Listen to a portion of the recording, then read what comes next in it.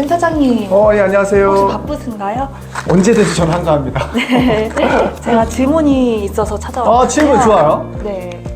호주 워킹홀리데이에 가서 네. 처음부터 잡을 구해서 일을 시작하는 게 좋은지 아니면 최소 4주라도 어학원에 다니면서 공부를 하는 게 좋은지 너무 고민이 되어가지고 찾아왔어요. 맞아요. 요즘에 저희 슈퍼맨 카페에 들어가면은 이런 질문을 하시는 분들이 종종 보이시더라고요. 그래서 오늘 한번 말씀을 드려보겠습니다.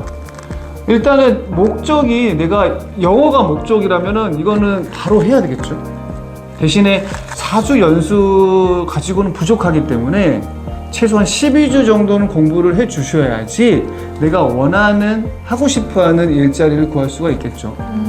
근데 비용이 어느 정도 이제 자금 능력이 좀 없을 수도 있잖아요. 그렇죠. 그런 분들은 출국 전에 한 2달 정도는 하루에 한 4시간씩 공부를 꾸준히 하신 후에 호주 어학연수 4주를 하시게 되면은 그래도 도움은 되시죠.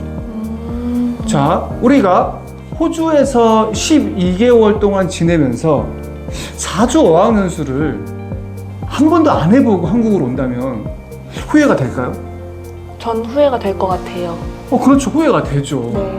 왜냐면은 일만 하다가 우리가 호주에서 있다가 오기엔 너무 아깝잖아요. 그리고 이제 영어를 요즘에는 잘해도 못해도 초기 4주를 왜 어학연수를 하냐면 영어 실력을 늘리는 것도 물론 도움이 되겠지만은 그곳에 가시게 되면 신분 자체가 처음부터 내 신분이 학생이라는 거죠. 노동자가 아니라 관광객이 아니라 학생이 신분이면은 일단 어디에 포커스가 두는 거예요? 공부에 일단은. 영어 공부에 포커스를 두는 거잖아요. 네. 우리가 한국에서 한국말을 잘한다고 해가지고 잘 사는 건 아니잖아요. 그렇죠. 근데 호주에 가면은 우리가 한국인이에요, 외국인이에요? 외국인이죠. 외국인이잖아요.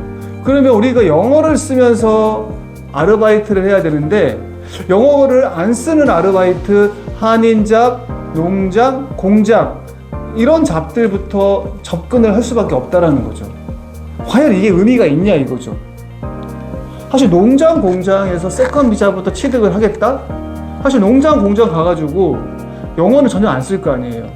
근데 이게 법적으로 88일을 일을 해야지 세컨 비자가 나오는데 88일을 계속 있을 수 없다라는 거죠. 1년 연장을 위해서 최소 6개월 정도를 그곳에서 체류를 한다는 거죠. 제가 오늘 말씀을 좀 드려볼게요. 이 세컨 비자는 내가 호주에서 6개월 정도 열심히 좀 시티 생활도 좀 하고 호주 아르바이트를 좀 한 후에 호주가 나를 부르고 있구나. 내가 호주에 좀 살고 싶구나. 이런 어떤 메시지가 오면은 그때 세컨 비자를 따로 가는 게 정답입니다. 호주에서 세컨 비자는 반드시 6개월 정도 지난 후에 고민, 결정을 하셨으면 좋겠습니다. 어학연수 4주를 하는 이유는 바로 여러분들이 초기 안정적인 생활 그리고 외국인 친구들 통해 가지고 또 소통의 공간들이 형성이 되잖아요. 네. 센터장님. 네?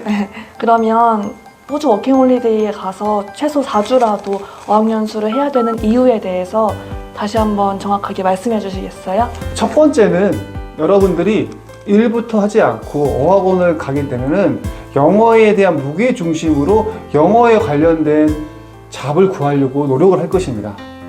두 번째는 호주 도착해서 일을 하시려면은 텍스 파일이라는 넘버를 신청을 해야 되는데 평균적으로 2-3주 후에 오기 때문에 그때부터 일을 할 수밖에 없으세요.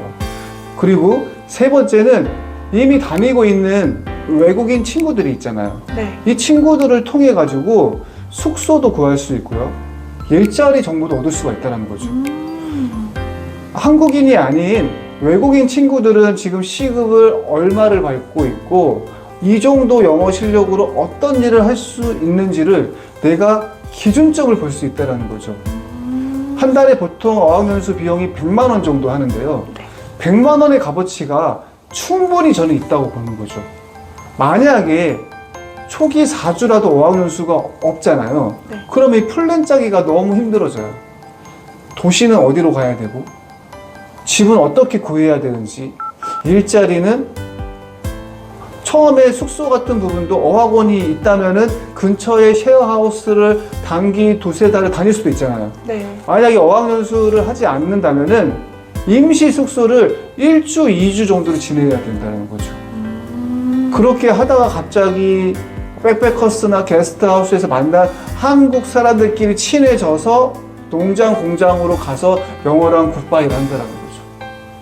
즉, 초기에 어학연수 4주의 축을 잡지 않으면은 초기에 내가 임시 숙소 비용으로 거의 한 5, 60만 원 정도가 소진이 될 수 있다는 거죠. 우리에게는 시간이 정말 돈이잖아요.